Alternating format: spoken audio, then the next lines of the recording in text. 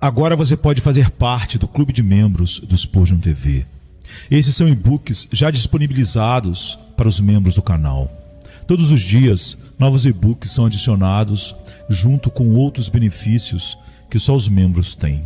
Sendo um membro, você passa a ajudar no crescimento desse ministério, tanto na quantidade do que podemos publicar, como na qualidade do material. Nosso propósito é, juntos, atingirmos o maior número de pessoas com solo escritura. Seja um membro do Spurgeon TV. Sermão 1538, pregado na manhã de domingo, 16 de maio de 1888, por Charles Haddon Spurgeon, no Tabernáculo Metropolitano, Newington, Londres, Inglaterra. Quando fizestes coisas terríveis que não esperávamos, desceste, e os montes tremeram diante de ti. Isaías 64, 3. O povo de Deus estava em um estado muito triste quando este capítulo os descreveu.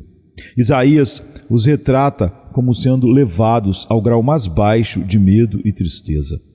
Ele suplica a Deus que volte ao seu povo escolhido e restaure sua paz e prosperidade anteriores. Ele usa o passado como argumento para o futuro e recita os atos maravilhosos de Deus em tempos passados como um incentivo para esperar que Ele faça o mesmo novamente.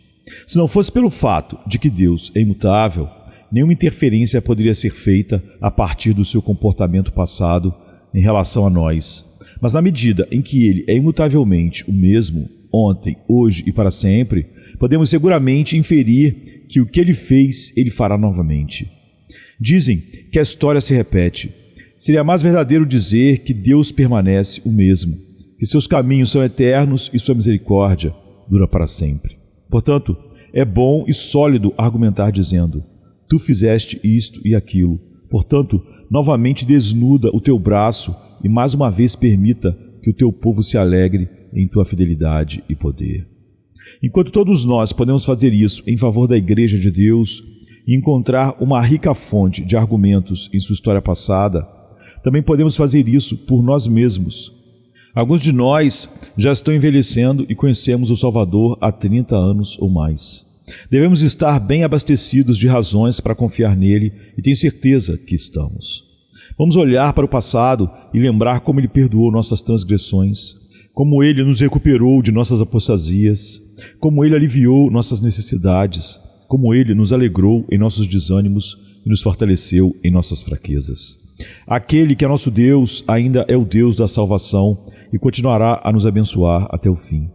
Porque o Senhor é meu pastor e agora me faz repousar em verdes pastos, concluo que, certamente, a bondade e a misericórdia me seguirão todos os dias da minha vida e habitarei na casa do Senhor para sempre. Por trás de tudo o que vou dizer esta manhã estará este grande princípio, que assim como o passado foi, assim podemos esperar que o futuro seja em relação aos tratos de Deus conosco. Vamos nos aproximar mais do nosso ponto. A partir do texto e de seu contexto, concluo em primeiro lugar que a presença de Deus é a única esperança do seu povo. Neste texto, o profeta fala de Deus fazendo coisas terríveis quando ele desceu entre o seu povo. Em seguida, observaremos que a presença de Deus cria surpresas. Ele fez coisas que não esperávamos. Observaremos, em terceiro lugar, que a presença de Deus realiza maravilhas. Os montes tremeram diante de ti. E, por fim, voltaremos ao ponto de partida e refletiremos que podemos esperar os mesmos resultados da presença divina se tivermos o privilégio de desfrutá-la. Primeiro, meditemos sobre o fato de que a presença divina é a única esperança do povo de Deus. O profeta mostra que acreditava nisso, pois ele começa o capítulo com um clamor ardente a Deus para que ele venha ao meio do seu povo. Ah, se rompesses os céus e descesses. Um pouco antes disso, no 15º versículo do capítulo anterior, ele havia orado: olha do céu. Mas é característico da verdadeira oração que ela cresce à medida que prossegue. Ele começa pedindo a Deus que olhe para baixo, mas ele ganha intensidade de desejo e confiança na fé, e aqui ele clama: desce. Isaías está tão ansioso que Deus venha, e vem imediatamente, que ele fala com ele como se estivesse se dirigindo a um guerreiro que demorava em sua tenda enquanto uma batalha estava em andamento. que estaria tão ansioso para correr em ajuda de seus amigos que não se demoraria em remover a lona ou levantar a cortina, mas abriria caminho através do dossel para vir imediatamente ao resgate daqueles que o chamavam para a salvação. Ah, se rompesses os céus! Não demores, grande Deus, para passar pelo portão de pérola, mas rompe os teus céus. Que o firmamento azul seja rasgado em dois e desças do céu em ventos impetuosos para ajudar o teu povo. Quando nosso divino Senhor abriu o caminho pelo qual Deus poderia vir a nós, pobres homens culpados, Ele não levantou a cortina nem a dobrou, mas o véu do templo foi rasgado em dois, de alto a baixo, e assim a porta ficou aberta para sempre. Pois ninguém jamais poderá fixar o véu em seu lugar novamente. Foi através dos céus abertos que Cristo entrou onde agora está para interceder por nós, e por esses céus abertos o Espírito Santo desceu para repousar sobre a igreja. O caráter impetuoso da metáfora aqui usada mostra que o profeta via a visitação divina como a única coisa necessária para Israel. Ó Senhor, não te pedimos que faças a terra produzir abundantemente, ou que aumentes nossa riqueza, ou que faças os reis da terra favoráveis à tua causa, mas venha tu mesmo abençoar o teu povo, e eles não precisarão de mais nada.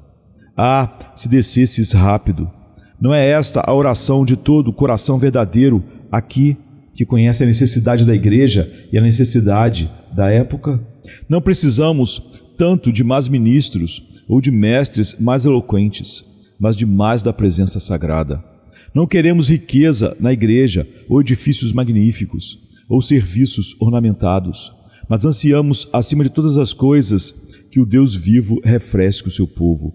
Se o Senhor estivesse no meio de nós, se o grito de um rei fosse ouvido em nossos acampamentos, então nossos exércitos marchariam para a vitória e nossos inimigos seriam derrotados. O desejo do profeta, no caso presente, é abundantemente justificado pela história do povo de Deus em todos os tempos. Pois quando as tribos estavam no Egito, o que poderia libertá-las da escravidão de ferro? O que senão a presença de Deus? O Senhor disse: certamente vi a aflição do meu povo e ouvi o seu clamor por causa dos seus exatores, porque conheço as suas dores. Então o Senhor desceu para libertá-los, e você sabe com que sinais e maravilhas. Ele afligiu o orgulhoso opressor egípcio. Faraó disse: quem é Jeová? Mas logo recebeu sua resposta quando as águas se transformaram em sangue e o pó em piolhos. Quando o gado morreu de doença e toda a coisa verde na terra foi fulminada com relâmpagos ou comida por gafanhotos. Faraó e seu povo aprenderam que quando Deus está no meio do seu povo oprimido e abatido, eles são como uma lareira de fogo entre a lenha e como uma tocha de fogo num feixe. A presença de Deus em Israel com Moisés e Arão os tirou com mão forte e com braço estendido. Quando partiram naquela noite memorável, após comerem a Páscoa, o que fez a marcha de Israel um evento tão grandioso na história? Não foi Jeová que liderou o caminho? Quando chegaram às margens do Mar Vermelho, com as rochas de um lado e o exército furioso os perseguindo, qual foi sua defesa, senão que Deus olhou do pilar da nuvem e fogo, e enquanto seu sorriso iluminou a noite de seu povo e a tornou brilhante como o dia, ele olhou do lado nublado e perturbou os egípcios e tirou as rodas dos seus carros, de modo que eles os dirigiram pesadamente. Foi a presença de Deus que acelerou os pés de Miriam e das filhas de Israel do outro lado do mar, quando bateram seus tamborins e clamaram: cantem ao Senhor, porque ele triunfou gloriosamente. O cavalo e o cavaleiro lançou ao mar. A presença de Deus fez tudo isso.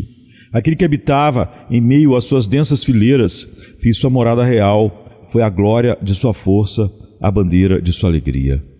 Assim foi quando sua marcha foi pelo deserto solitário, o que fez Israel prosperar na areia estéril.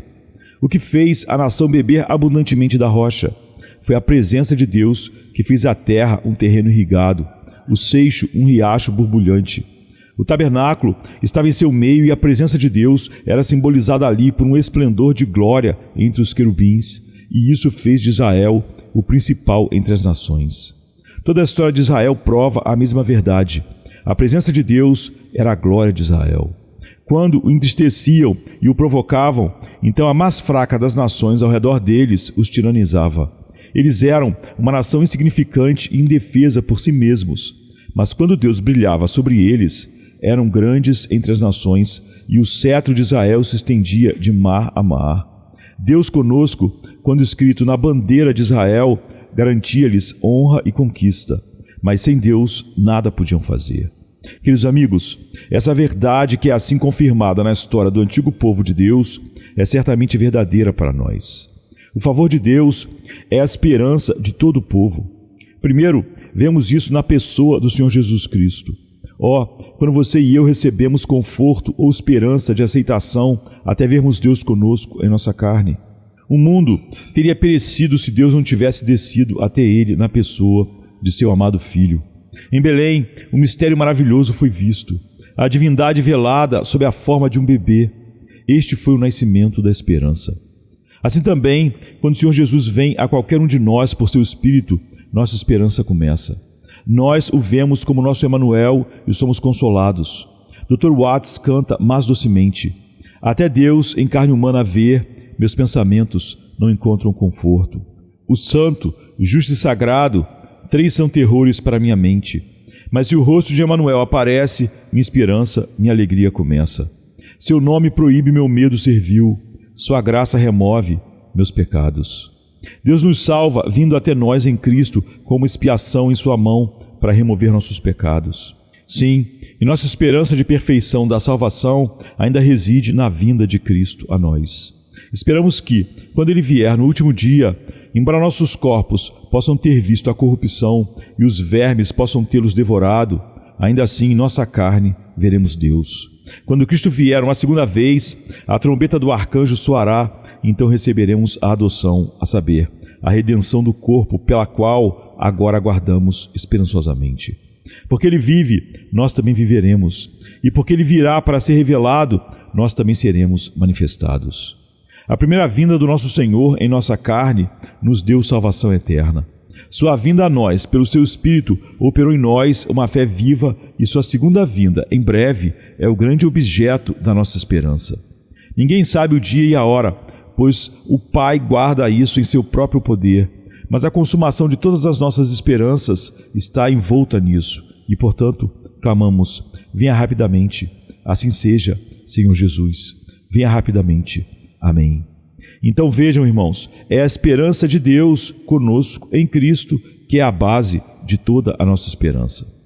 Até o glorioso advento do nosso Senhor, a presença do Espírito Santo na igreja é a nossa única dependência para o sucesso em tudo que tentamos. Se nos reunimos para orar, deve ser orando no Espírito Santo, pois não sabemos pelo que devemos orar como convém, até que Ele nos instrua. É difícil orar a um Deus ausente. A presença do Senhor é a vida de uma reunião de oração. Se o Senhor não estiver lá para inspirar a oração, Ele não estará lá para ouvir a oração.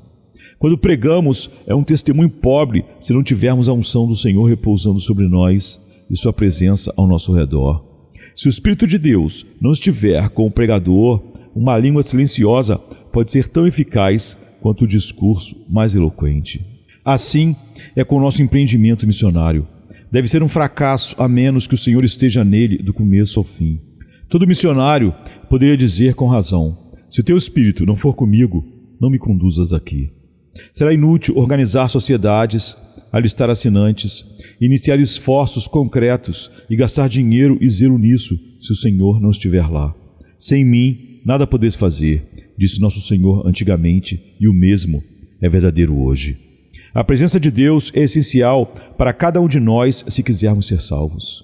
É bom para o pródigo levantar-se e ir para seu pai, mas o momento da salvação ocorre quando seu pai o encontra. Quando ele ainda estava longe, seu pai o viu e, movido de compaixão, correu e o abraçou e beijou. Ali estava a salvação real. A ovelha perdida não é encontrada até que o pastor venha até ela. A vinda de Deus a um homem o convence do pecado. Ele defende sua justiça própria até que o Espírito Santo o constranja a reconhecer a verdade. Nunca um coração de pedra se transformou em carne, ou um olho cego removeu sua própria escuridão. Deus deve vir em infinita liberdade de graça e trabalhar com infinito poder de amor, ou o pecador morto permanecerá morto e a mente cega permanecerá cega. Sim, E depois que a obra é iniciada, a presença de Deus na alma é necessária para a sua continuidade e progresso. Nunca damos um passo em direção a Deus, exceto com Deus. Até o desejo mais fraco em direção a Ele é inspirado por seu próprio Espírito. E quanto às obras mais elevadas da graça na alma, são evidentemente todas de Deus. Pois a certeza da fé, a confiança da esperança e a consagração do amor nunca foram atribuídas por seus possuidores a nenhuma fonte menos que divina. Que um homem tente servir a Deus sem Deus e ele falhará. Sentar-se aos pés de Jesus é nossa postura adequada. Quando ele ensina, temos conhecimento. Todo o resto é presunção. Em sua companhia somos felizes e úteis, mas separados dele somos falhas miseráveis.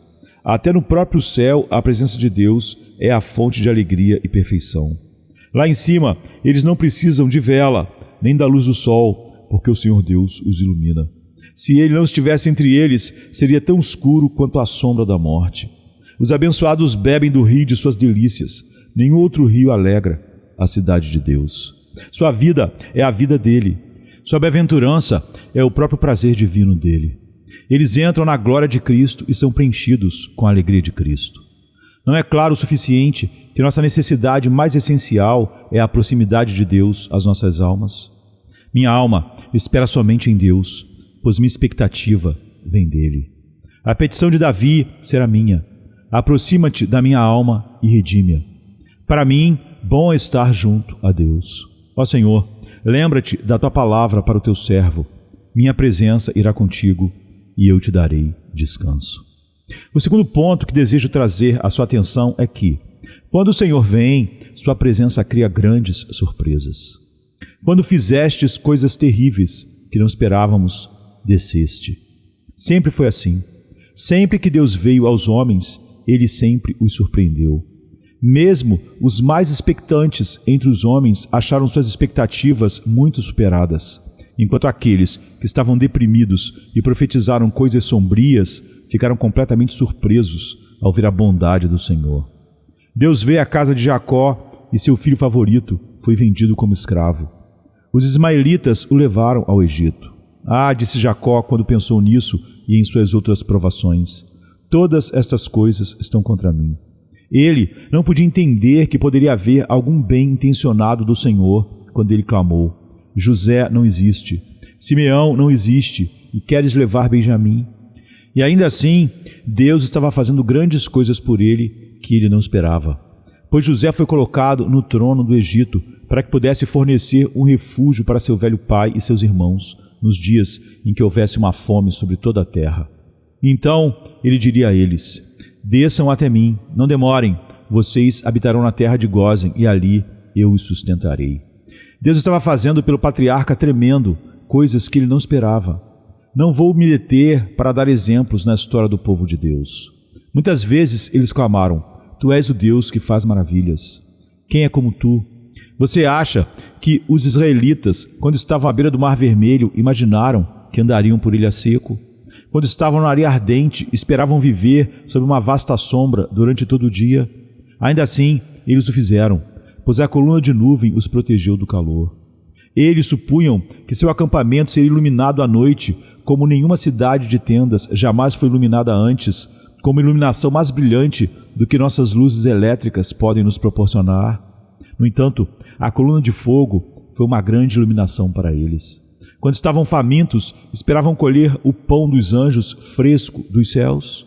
Quando estavam sedentos, esperavam que uma rocha ferida jorrasse uma corrente abundante. Quando foram mordidos por serpentes, esperavam que uma serpente de bronze os curasse.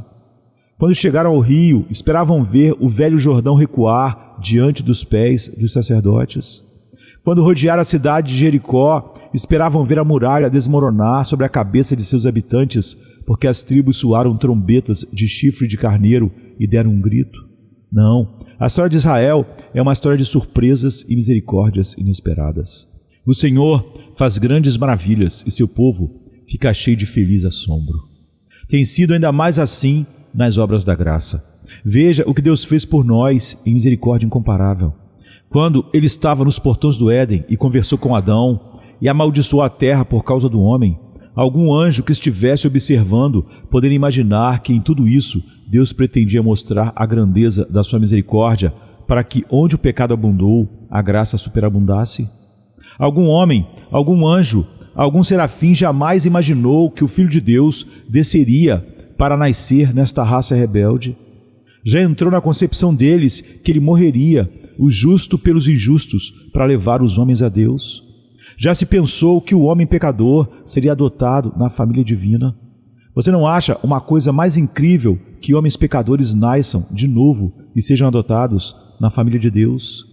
Eis que graça maravilhosa o Pai concedeu aos pecadores de uma raça mortal, para chamá-los filhos de Deus. Essa foi uma honra que não esperávamos. Além disso, Deus nos fez seus filhos e já esperávamos que Ele nos fizesse seus herdeiros. No entanto, Ele diz, se filhos, então herdeiros, herdeiros de Deus, co-herdeiros com Cristo. Alguma vez entrou no coração do homem conceber que a igreja seria casada com Cristo, desposada com Ele em laços de amor eterno? Já entrou nos sonhos de algum ser inteligente que Deus exaltaria o homem pobre, caído homem, para sentar na pessoa de Cristo ao lado de si mesmo? Bem fez Davi em clamar, que é o homem para que te lembres dele, e o filho do homem para que o visites. Tu o fizeste dominar sobre as obras das tuas mãos. Isso é maravilhoso. Irmãos, embora pensemos que sabemos o que Deus está fazendo por graça, tenho certeza de que não sabemos. Não nos reconheceremos quando chegarmos ao céu, e quando ressuscitarmos dos mortos, diremos, eu acreditava na ressurreição dos mortos, mas isso supera todos os milagres. Quando nosso Senhor nos levar à glória, como ficaremos maravilhados. Falar sobre essa glória agora já nos arrebata, mas estar nela, inundados por ela, preenchidos por ela, coroados com ela, isso será esmagador. Certamente precisaremos de corpos mais fortes e corações mais capazes de suportar o peso da bem-aventurança do que os que temos agora. Como é que continuamos a nos surpreender com o que Deus faz? Respondo, em primeiro lugar, porque nossas maiores concepções de Deus estão aquém da verdade. O homem que, como Enoque, andou com ele por anos, ainda conhece pouco dele. Ah, meu irmão, você não conhece as alturas e profundidades, os comprimentos e larguras de sua maravilhosa liberalidade ainda. Deus é infinito. Somos como uma pequena concha na praia. Não podemos conter o oceano e, portanto, o vasto mar sempre será uma maravilha para nós. Sempre estaremos, em certa medida, ignorantes e, à medida que o desconhecido é gradualmente revelado, ficaremos absolutamente espantados. Além disso, nossa experiência de Deus é muito breve. Vivemos até agora apenas por um breve período. Mesmo vocês, homens idosos de 60 ou 70 anos, o que são vocês? Sua vida passou como o piscar de um olho. Não é nada comparado com a vida de Deus. Portanto, deve haver nos tratos de Deus ainda muito por vir, do qual pobres insetos de vida curta como nós não temos ideia. Além disso, lamento dizer que nossa fé é vergonhosamente fraca e não espera grandes coisas. Nunca tivemos tanta fé em Deus quanto Ele merece de nossas mãos. Nunca acreditamos nele por mais do que 2 centavos, quando deveríamos ter acreditado nele por todo o ouro de Ofir. Ele é digno de uma confiança tão vasta quanto o mar, e mal confiamos nele, além de uma mera gota num balde. Ao fazer infinitamente mais do que pedimos ou imaginamos, o Senhor nos coloca em um estado de assombro. Sempre será assim. Mesmo no céu ainda estaremos espantados, como o poeta expressa.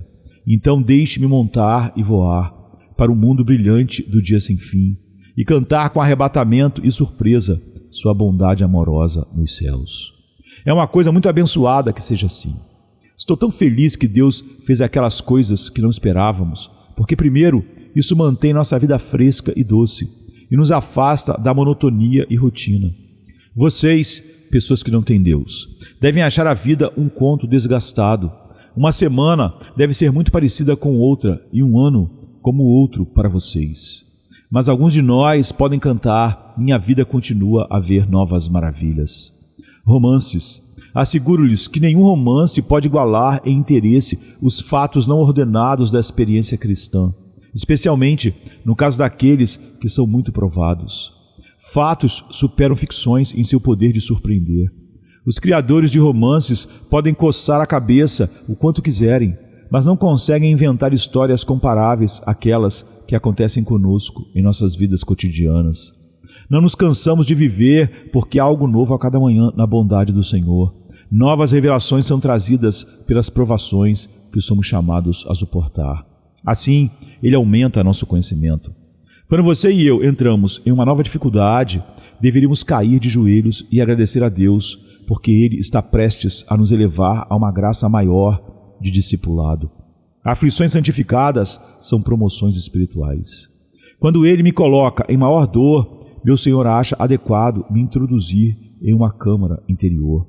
A experiência do cristão é como a de um homem que é conduzido de um pátio externo para salas internas, até que ele chegue à mais íntima de todas. Se Deus abrir a primeira porta do conhecimento gracioso e deixá-lo entrar, você é um homem salvo assim que entra pela fé. Mas a outra porta, e quando você entra nela, você não só é salvo, mas se torna útil na salvação de outros. Ainda há outra porta, e se Deus favorecê-lo admitindo na câmara interior, você será um homem feliz, poderoso na oração e confiante na esperança. Outra porta está dentro dessa câmara sagrada, e se você puder encontrar a fechadura e usar a chave, entrará no salão secreto da íntima comunhão com Cristo.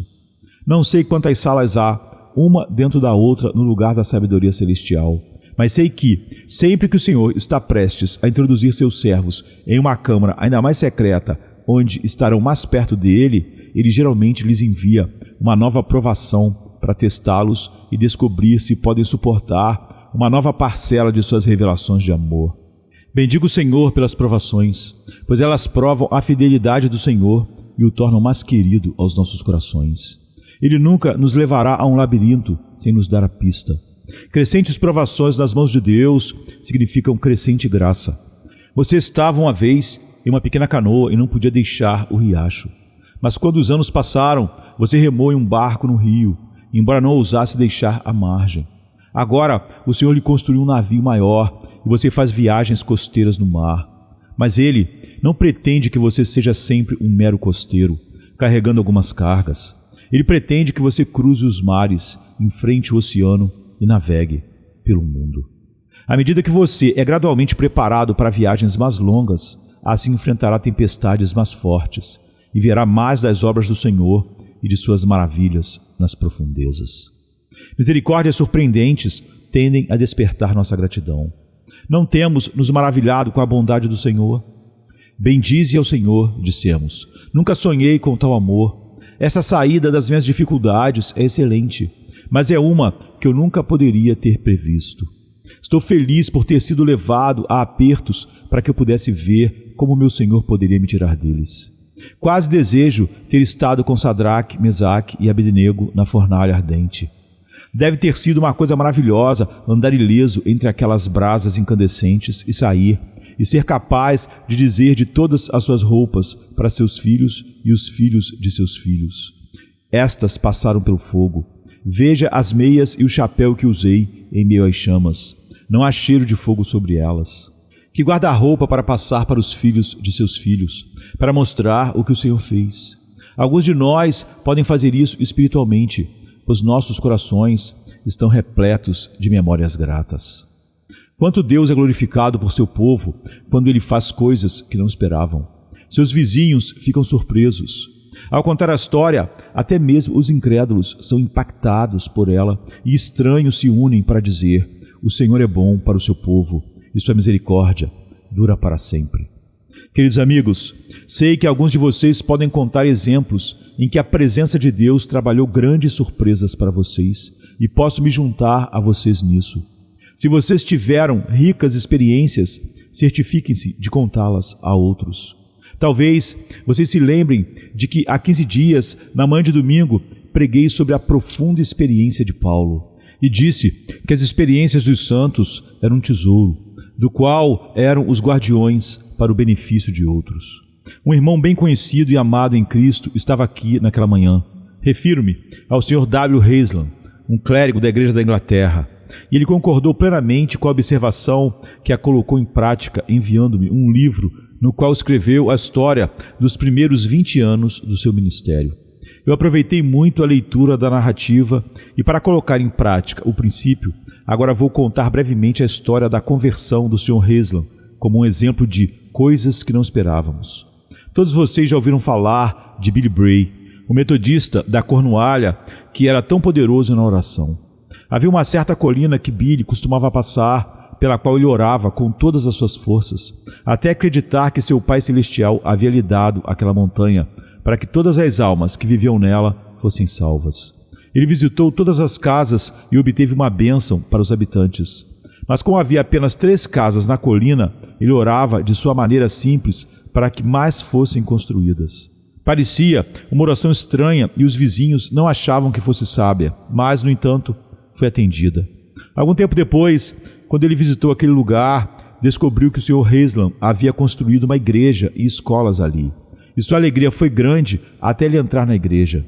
Ao ver o coral surpreso e a performance ritualística, o pobre Bray ficou muito abatido e disse que não era nada além de uma velha igreja romana. Billy foi para casa e se dedicou a orar novamente por aquela colina, mas o fato era completamente desconhecido para aqueles que eram os alvos de suas orações. Logo, o Senhor ouviu o clamor do seu servo e aconteceu que o Senhor visitou o Sr. Haslam. Seu jardineiro adoeceu e, durante sua doença, sua religiosidade não conseguiu confortá-lo. Um irmão metodista o visitou e foi o meio de sua conversão. Quando o homem contou ao Sr. Haslam que havia se convertido, ele ficou muito triste e desapontado. Ele sentia que nunca conseguiria transformar os homens da Cornualha em membros da igreja. Eles eram cismáticos confirmados. Seu membro favorito e mais promissor da igreja, um Sr. Aitken, havia se tornado um dissidente. Estava realmente orando para que seu mestre se tornasse o mesmo. O que deveria ser feito? O Sr. Haslam teve a ocasião de visitar o Sr. Aitken e contou-lhe sobre a triste deserção do jardineiro. Por que, disse o Sr. Aitken, você mesmo não é convertido? Tem certeza disso ou você não teria vindo aqui para reclamar do seu jardineiro? A convicção entrou no coração de Haslam. Suas esperanças anteriores desapareceram e, em tristeza, ele buscou o Senhor. O Sr. Aitken disse: a melhor coisa que você pode fazer é fechar a igreja e dizer a seu povo que nunca mais pregará até que seja convertido. Ele não pôde fazer isso, mas na manhã do próximo domingo ele foi, doente e triste, para ler as orações, determinado a mandar o povo para casa assim que terminassem. Em vez disso, seus olhos pousaram no texto: o que vocês pensam de Cristo? E ele pensou em fazer algumas observações sobre essa questão antes de dispensar a congregação. Para o restante, vou citar suas próprias palavras, para que não pareça que estou colorindo o incidente, contando em minha própria linguagem. À medida que eu prosseguia explicando a passagem, percebi que os fariseus e escribas não sabiam que Cristo era o Filho de Deus, ou que ele havia vindo para salvá-los. Eles estavam esperando por um rei, o filho de Davi, para reinar sobre eles, como eles estavam. Algo estava me dizendo o tempo todo: você não é melhor do que os fariseus. Você não acredita que ele é o Filho de Deus e que ele veio para salvá-lo mais do que eles. Não me lembro de tudo o que disse, mas senti uma luz e alegria maravilhosas entrando em minha alma e comecei a ver o que os fariseus não viam. Se foi algo em minhas palavras, ou meu jeito, ou meu olhar, não sei, mas de repente, um pregador local, que por acaso estava na congregação, levantou-se e, erguendo os braços, gritou à maneira da Cornualha: o pastor se converteu, o pastor se converteu, aleluia! E em outro momento, sua voz se perdeu nos gritos e louvores de 300 ou 400 da congregação. Em vez de repreender essa gritaria extraordinária, como eu teria feito antes, juntei-me à explosão de louvor e, para torná-la mais ordenada, entoei a doxologia. Louvado seja Deus, de quem todas as bênçãos fluem. E as pessoas cantaram com coração e voz repetidas vezes. Quando isso diminuiu, encontrei pelo menos 20 pessoas clamando por misericórdia, cujas vozes não haviam sido ouvidas na excitação e barulho de ação de graças. Todas professaram encontrar paz e alegria em acreditar. Entre esses, havia 3 da minha própria casa, e voltamos para casa louvando a Deus. Esta é uma ilustração memorável da afirmação de que, quando Deus desce entre um povo, ele faz coisas que não esperávamos. Você pode ter esperança de que o Espírito Divino ainda mostre seu poder sobre as pessoas mais improváveis para a glória da sua graça. Comece a orar por isso agora e espere maravilhas. Ele pode salvar os mais obstinados e trazer opositores aos pés de Jesus. Suplique a Ele para fazer isso. Terceiro, a presença de Deus dissolve dificuldades. Gostaria de trazê-lo de volta ao texto novamente, pois talvez você esteja começando a esquecê-lo. Quando fizeste coisas terríveis que não esperávamos, desceste e os montes tremeram diante de ti. Esta é uma sentença abençoada. Os montes tremeram diante de ti. Israel tinha inimigos que eram fortes e poderosos, nações e reis que se elevavam acima deles como grandes montanhas. Mas sempre que Deus vinha ajudá-los, os reinos se dissolviam, o povo era conquistado e as montanhas e colinas eram abatidas. Neste momento, grandes sistemas de erro se opõem ao Evangelho de Jesus Cristo. Não preciso mencioná-los, pois estão diante de nós e parecem se erguer como gigantescos Alpes, superando nossa fé.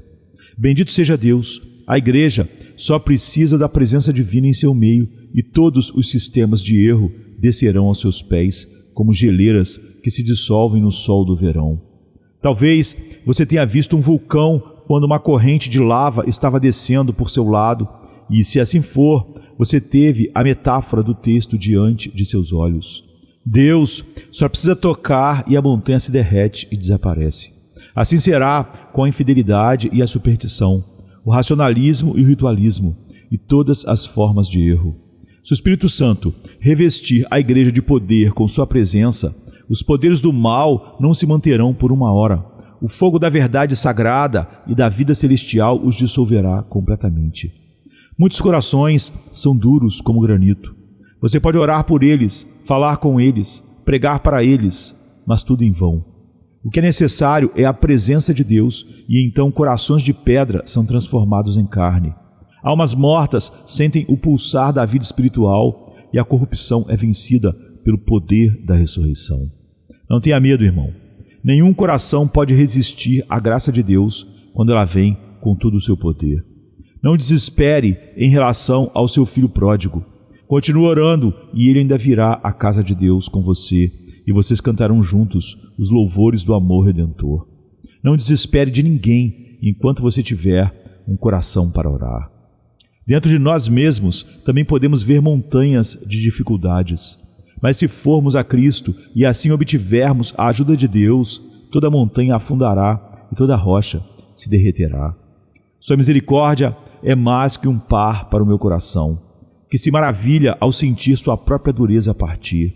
Dissolvido por sua misericórdia, cai no chão, e choro de louvor pela misericórdia que encontrei. Não há nada em você, não há nada ao seu redor, não há nada na terra, não há nada no inferno que possa resistir a você se você tiver Deus ao seu lado. E você tem Deus ao seu lado quando coloca sua confiança em Jesus Cristo e começa a orar verdadeiramente. Entre aqui e as glórias eternas do céu, nada jamais resistirá a você se você confiar em Jesus. Nenhuma arma formada contra você prosperará e toda língua que se levantar contra você em juízo, você a condenará. Por fim, podemos esperar ver os mesmos resultados da presença divina hoje, amanhã e enquanto vivermos. Deus é o mesmo. Não és tu aquele que cortou Raabe e feriu o dragão? Ele é o mesmo Senhor conquistador. As eras podem ter degenerado, mas Deus não degenerou. Não diga que a verdade perdeu seu poder. Seu poder sempre reside em Deus e Deus ainda é todo-poderoso. Ele pode fazer milagres hoje, se Ele quiser. Ele poderia dividir o Atlântico tão facilmente quanto dividiu o Mar Vermelho. Com Deus, todas as coisas são possíveis. Não eram, mas ainda são. Quanto às maravilhas espirituais, as pessoas pensam que Pentecostes esteve conosco uma vez, mas nunca poderá voltar. Mas Pentecostes foi apenas a festa das primícias, e as primícias preveem a colheita. Deus fará coisas maiores nos últimos dias do que fez em Jerusalém no Pentecostes. Ele nos diz: abre bem a tua boca e a encherei. Não acreditamos nele? Quando o Filho do Homem vier, encontrará fé na terra?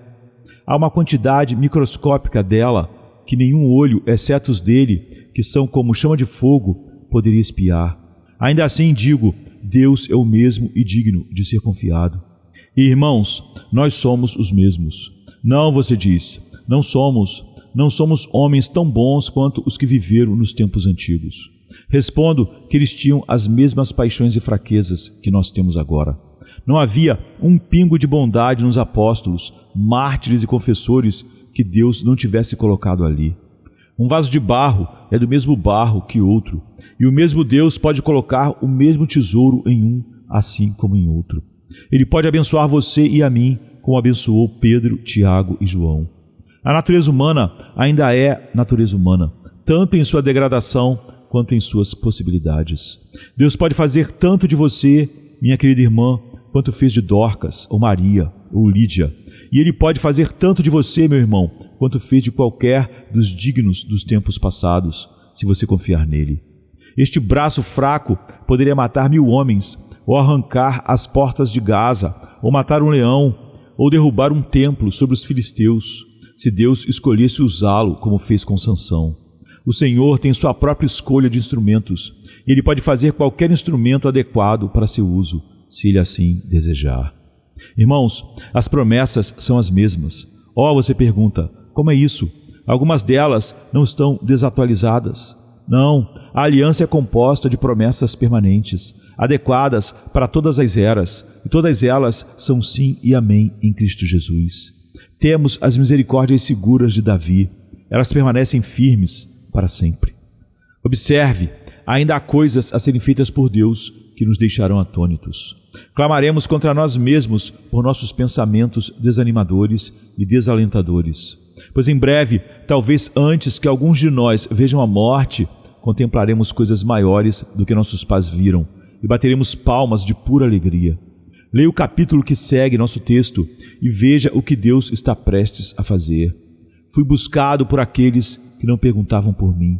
Fui achado por aqueles que não me procuravam. Eu disse, eis-me aqui, há uma nação que não era chamada pelo meu nome. Pagãos serão salvos, terras distantes serão em breve chamadas. Observe, trabalhe e ore por isso. Israel também será reunido. Trarei uma semente de Jacó e de Judá, um herdeiro dos meus montes. E meus eleitos a herdarão, e meus servos habitarão ali. Hora abençoada, quando o judeu adorará a Cristo que ele crucificou. E isso não é tudo. Está vindo ainda, quem sabe, quão em breve, uma nova criação. Eis que crie novos céus e uma nova terra, e não haverá lembrança das coisas passadas, nem mais se recordarão. Mas alegrem-se e regozijem-se perpetuamente no que eu crio, porque eis que crio Jerusalém para regozijo e o seu povo para alegria. Haverá um tempo em que o encurtamento da vida após o dilúvio será remediado. Não haverá mais nela criança de poucos dias, nem velho que não cumpra os seus dias, porque morrer aos 100 anos será morrer jovem. Como a idade das árvores será a idade do meu povo, e meus eleitos gozarão das obras das suas mãos por muito tempo. Sim, e virá um tempo de paz universal. O lobo e o cordeiro pastarão juntos, e o leão comerá palha como o boi, e pó será a comida da serpente. Não farão mal nem destruirão em todo o meu santo monte, diz o Senhor. Em verdade vos digo, este texto é verdadeiro. Quando Deus fizer coisas terríveis que não esperávamos, Ele descerá entre nós e as montanhas se derreterão na sua presença. Amém e amém. É sexta-feira chega trazendo a noite em seu manto. Jesus em súplicas, enquanto Pedro sucumbe ao encanto do sono. Judas, com seu beijo, selou o destino. Traição que esboça o pranto. No silêncio da noite, a esperança parece se esconder, mas o eco do domingo aos poucos começa a nascer. Pilatos em sua indecisão, o sinédrio em conspiração, a turba em escárnio desconhece a ressurreição. discípulos fugitivos, corações partidos, Maria em lágrimas, Pedro nega, o galo canta anunciando amanhã que tarda. É sexta-feira, clama a criação, mas o domingo se anuncia, trazendo redenção. Nosso Salvador, sob o peso da cruz, caminha entre a multidão que zomba, sua santidade diminui.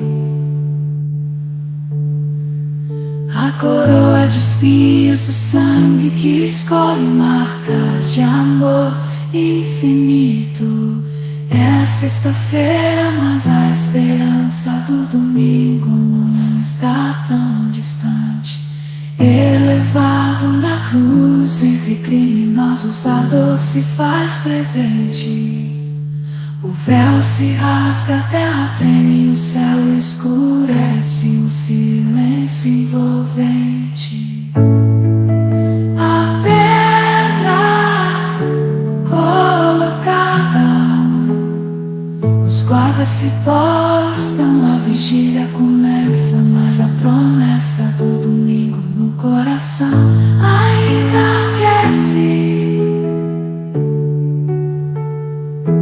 É sexta-feira, mas não é o fim. Domingo vem aí com vitória sem fim.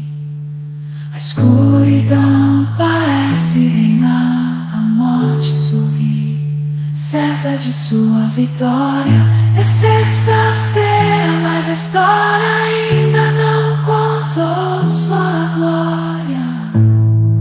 O pecado julga ter vencido, a esperança parece falhar, mas a luz do domingo já começa a brilhar. O túmulo agora vazio, a pedra removida, Jesus ressuscitou, trazendo vida. Manhã de domingo, brilha a esperança restaurada. A morte foi vencida, a redenção proclamada. É sexta-feira, mas a alegria vem com o amanhecer. Domingo já chegou, ensinando-nos a renascer. Nosso Salvador, sob o peso da cruz, caminha entre a multidão que zomba, sua santidade diminui. A coroa de espinhos, o sangue que escorre marcas de amor infinito. É sexta-feira, mas a esperança do domingo